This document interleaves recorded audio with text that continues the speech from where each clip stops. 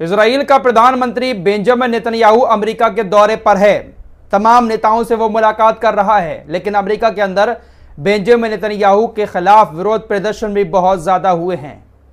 कमला Harris को आप सभी लोग जानते ही होंगे, इस वक्त की वो कार्यवाहक राष्ट्रपति हैं अमेरिका की, क्योंकि जो बाइडेन ने अपना नाम राष्ट्रपति पद के उम्मीदवार से वापस ले लिया है। कमला हैरिस वैसे उपराष्ट्रपति भी थी पहले बाइडेन के कार्यकाल में। नेतन्याहू अमेरिका पहुंचा, सभी नेताओं से मुलाकात की, लेकिन कमला हैरिस से जो मुलाकात हुई है उस मुलाकात में कमला हैरिस ने नेतन्याहू से गाजा का जिक्र भी किया है। कहा है कि जिस तरह से आपने गाजा पर रणनीति अपनाई है बिल्कुल गलत है, वहां के बच्चों का, महिलाओं का आपको ख्याल रखना होगा। बहुत सारी बातचीत गाजा को लेकर कमला हैरिस और नेतन्याहू के बीच हुई है, ऐसी रिपोर्ट सामने आ रही हैं। ठीक से यह मुलाकात कमला हैरिस और नेतन्याहू के बीच नहीं हो पाई। खुशी खुशा जैसे मुलाकात होती है वो वाली मुलाकात नहीं हुई है। कमला हैरिस को लेकर अब ऐसी खबरें भी सामने आ रही हैं कि कमला हैरिस अब फिलिस्तीनी समर्थकों का समर्थन पाकर अमेरिका के अंदर राष्ट्रपति चुनाव जीतना चाहती हैं, क्योंकि नेतन्याहू के अमेरिका पहुंचने के बाद जिस तरह से पूरे अमेरिका के अंदर लोगों ने सड़कों पर उतरकर नेतन्याहू के खिलाफ प्रदर्शन किए हैं, कमला हैरिस को शायद अब यह बात समझ में आ रही है कि नेतन्याहू का साथ देना उनको भारी पड़ सकता है।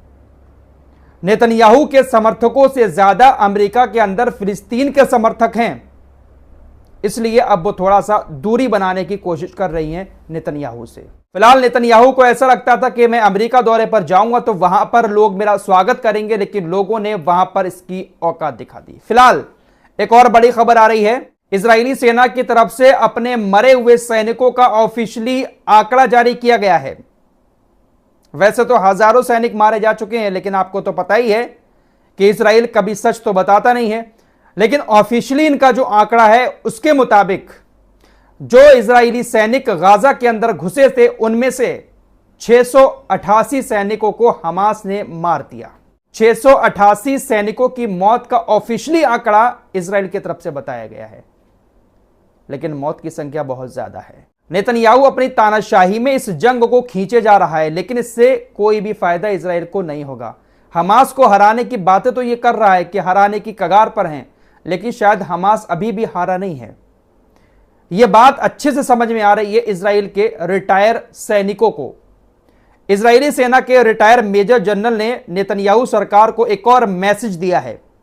कहा है कि चलो 6 महीने के बाद मिलते हैं, देखते हैं कौन सही है, मैं या तुम। आपको लोगों को यह समझाना होगा कि आपने हमास को खत्म करने के भ्रम के कारण कैदियों को रिहा करना क्यों छोड़ दिया, जिसके कारण राज्य का पतन हुआ। जनता आपको माफ नहीं करेगी और आपके काम इतिहास की किताबों में दर्ज किए जाएंगे और हमेशा के लिए संरक्षित किए जाएंगे। यह बात कोई इजराइल की अपोजिशन पार्टी का लीडर नहीं कह रहा है, बल्कि रिटायर सेना के जनरल, मेजर इस तरह की बातें कह रहे हैं। और ये जो आपकी स्क्रीन पर दिखाई दे रहे हैं, ये बहुत दिन से नेतन्याहू से कह रहे हैं कि आप कुछ नहीं कर सकते हमास का, आने वाले कई सालों तक हमास यहां पर रहेगा। लेकिन नेतन्याहू कहता है नहीं, हम तो इसको खत्म करेंगे। दोस्तों, पिछले 2 महीने में ही कितने सारे सैनिकों की मौत की खबर को इजराइल ने खुद कंफर्म किया है। हमास कहता है कि इतने मरे, इजराइल थोड़ा सा आंकड़ा कम बताता है। एक और ये सैनिक कल मारा गया, इजरायली सेना की तरफ से ही इसकी मौत की घोषणा की गई है। D9 बुलडोजर ये चला रहा था, जिस पर कल खान यूनिस पे अल यासीन नाम का एक गोला गिरा और बुलडोजर पर इसकी मौत हो गई। दोस्तों, वीडियो की शुरुआत में मैंने जो कमला हैरिस वाली बात बताई थी, ये यहां से और कंफर्म हो गई। कमला हैरिस और नेतन्याहू के बीच सीज फायर को लेकर भी चर्चाएं हुई हैं। ये जो नेता है ना, राष्ट्रीय सुरक्षा मंत्री बेन गवीर, इसने कमला हैरिस से कहा कोई सीज फायर नहीं होगा उम्मीदवार महोदया। इस तरह का एक पोस्ट इसने कमला हैरिस को लेकर किया। मजाक उड़ा रहा है कमला हैरिस की, क्योंकि कमला हैरिस थोड़ा सा अपना रुख बदलती हुई नजर आ रही हैं, जिस तरह का विरोध अमेरिका के अंदर हुआ।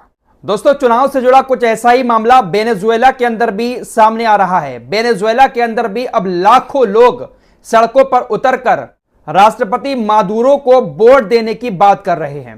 राष्ट्रपति मादुरो जो हैं वो फिलिस्तीन के पक्के समर्थक हैं और लाखों लोग अब सड़कों पर उतरकर उनको एक बार फिर से राष्ट्रपति बनाने की तैयारी कर रहे हैं। तो पूरी दुनिया के लोग जो है ना, वो सारे के सारे फिलिस्तीन के साथ हैं, लेकिन देशों के जो लीडर हैं वो इजराइल के साथ हैं। यमनी सेना का कहना है कि इजराइल के प्रति यमनी प्रतिक्रिया केवल 1 या 2 अभियानों तक सीमित नहीं होगी, बल्कि यह बिना किसी लाल रेखा वाला एक खुला युद्ध होगा और तब तक नहीं रुकेगा जब तक कि गाजा पट्टी पर इजरायली आक्रामकता बंद नहीं हो जाती और घेराबंदी नहीं हटा ली जाती। यमनी रुकने वाले नहीं हैं, उनके आगे कोई भी रेड लाइन काम नहीं करेगी। अमेरिका का ये जो जॉन किर्बी है, इसने कहा, मुझे परवाह नहीं है कि इंटरनेशनल कोर्ट वारंट के साथ नेतन्याहू की तलाश कर रहा है और इस तथ्य के बावजूद भी कि वो एक युद्ध अपराधी है, वे उसे संयुक्त राज्य अमेरिका का मित्र मानते हैं। हम इंटरनेशनल क्रिमिनल कोर्ट से सहमत नहीं हैं। नेतन्याहू एक सहयोगी, भागीदार और दोस्त है। अंसारुल्लाह के उपराष्ट्रपति मोहम्मद अली अल हौती ने कहा, अल्लाह ने चाहा तो तेल अवीव को निशाना बनाने वाले और भी ऑपरेशन आ रहे हैं। दोस्तों, अमेरिका हमेशा दुनिया के सामने किसी ना किसी देश के खिलाफ, किसी ना किसी शख्स के खिलाफ कोई खुफिया रिपोर्ट जारी करता रहता है।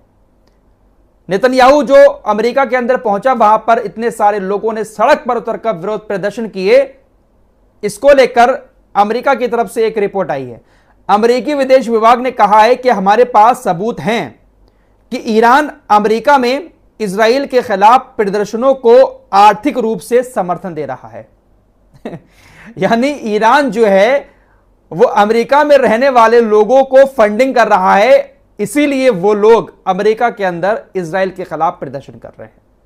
क्या बात है भाई, कहां से ये लोग खुफिया रिपोर्ट लेकर आते हैं। जैसे वो डोनाल्ड ट्रंप के ऊपर हमला हुआ, तब भी अमेरिका ने कहा कि हमारी खुफिया रिपोर्ट आई है कि डोनाल्ड ट्रंप को ईरान मारना चाहता है। इजराइल के विदेश मंत्री ने कहा है कि हम हूतीस के क्षेत्रों पर हमले करने के लिए पूरी तरह से तैयार हैं, लेकिन हम पसंद करते हैं कि उसका जो नेतृत्व है, उसकी लीडरशिप है, वो अमेरिका अपने नेतृत्व वाले गठबंधन के साथ करे।